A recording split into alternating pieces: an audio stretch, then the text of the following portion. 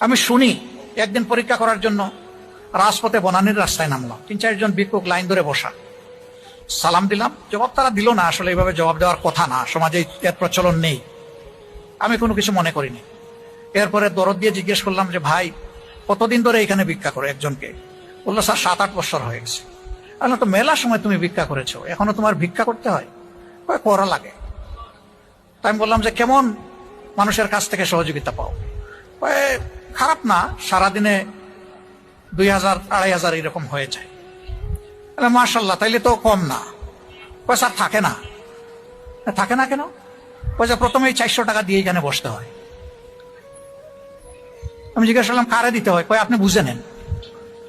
মানে সে আমার দিকে ইশারা করলো আর যে আপনি বুঝে নেন। আমি বললাম এটাকে প্রতিদিন? স্যার শুরু করার আগে দিতে হয়, নইলে এখানে বসতে দেয় না। এখন বলে তো বড় ভিক্ষুক কে? ওই রাস্তায় যে বসে আছে, নাকি ডাকাতি করে যে চাঁদা নেয় এসে?